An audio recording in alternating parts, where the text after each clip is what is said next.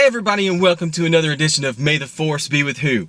I'm going to do my review today of the new Edgar Wright film Baby Driver, which just opened this week, starring Ansel Elgort, Lily James, Jamie Foxx, Kevin Spacey, and Jon Hamm. Now, Ansel Elgort, as some of you may know, was one of the finalists to play the young Han Solo in the Lucasfilm anthology film, the Young Han Solo film, which, as I'm sure some of you know, has been going through a lot of production problems lately, with Lord and Miller being fired and replaced by Ron Howard. But that's another story, never mind anyway, because we're talking about the movie Baby Driver right now. And so yeah, Ansel Elgort lost the role to Alden Ehrenreich. And real quick, I just gotta ask, who the fuck names these kids?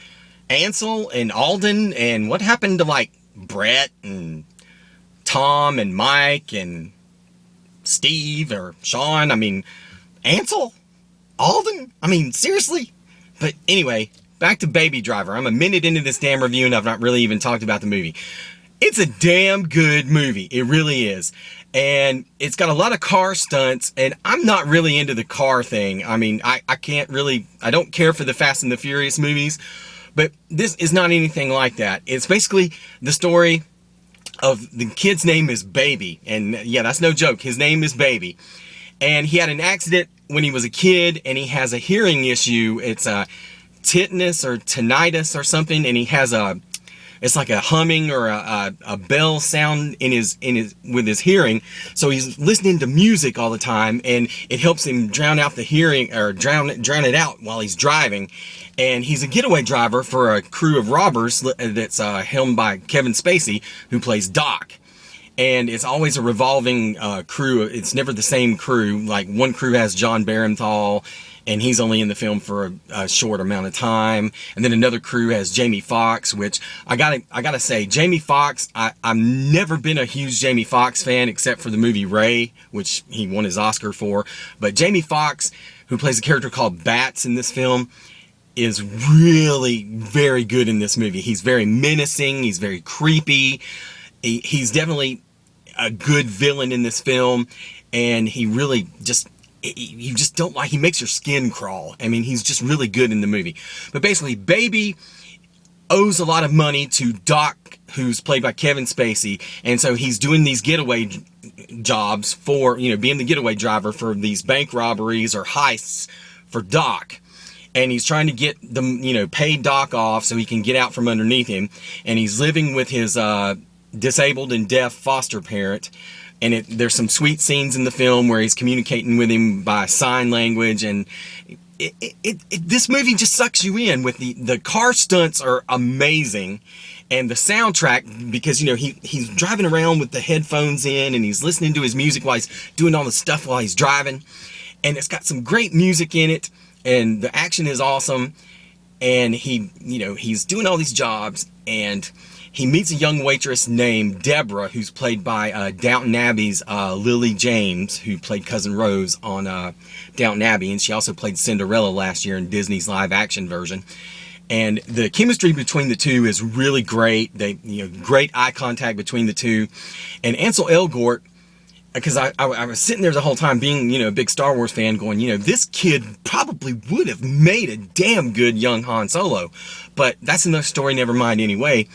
The film, it's almost kind of like it reminded me a whole lot of like a Robert Rodriguez or a Quentin Tarantino movie, but without the gratuitous, language or the violence. It was just quirky enough with the music and the setup about the whole thing. The kid's got a hearing issue, so he has to listen to music to be able to help him drive like a bat out of hell.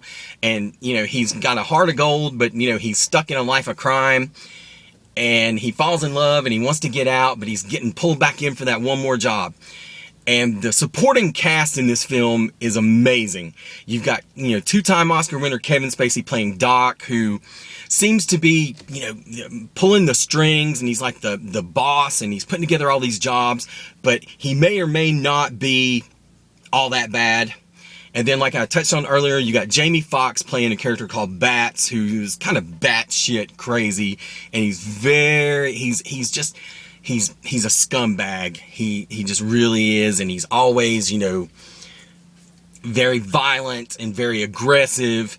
And then you got Jon Hamm, who plays a character called buddy, and he's involved with a actress. I think her name is Eliza Gonzalez. If I'm wrong on this, I'm sorry. Do not crucify me in the comments.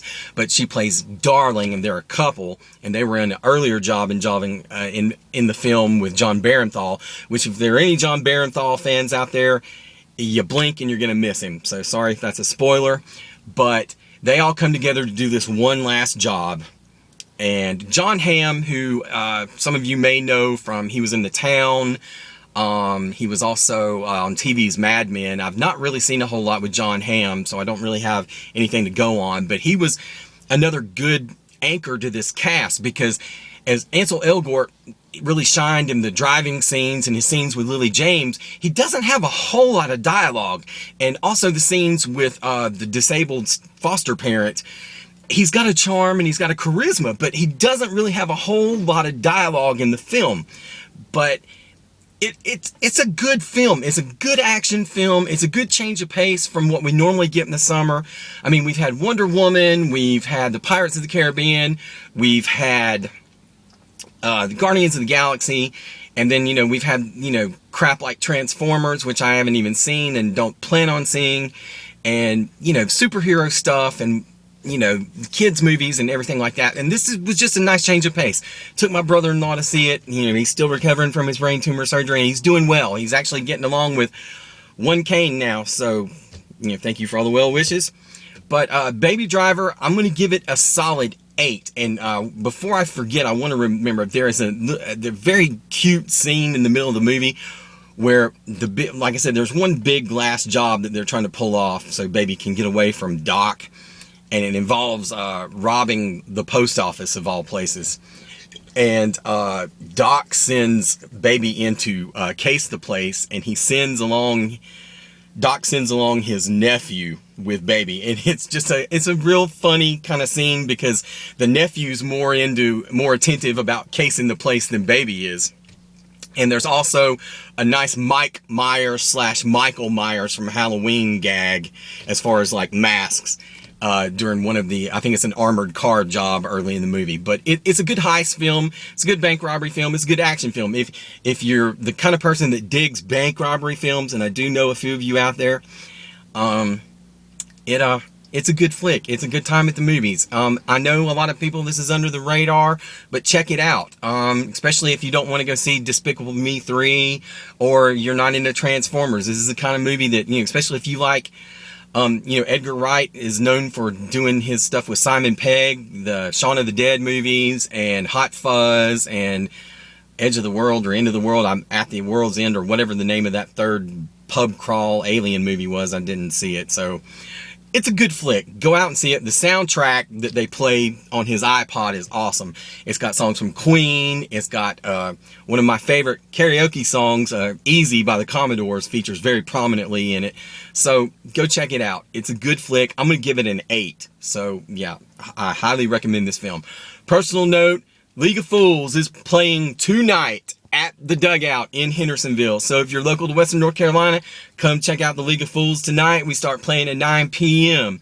Also, check out League of Fools on our YouTube channel, which is League of Fools, and also our Facebook page, which is League of Fools Band on Facebook.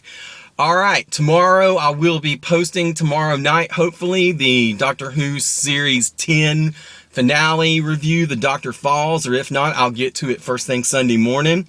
And I want to thank everybody that's checked out my review of last week's episode, part 1. I've got a lot of views now, especially a lot of out of country views, so that's really been awesome. So until next time, keep on keeping on, and may the Force be with who.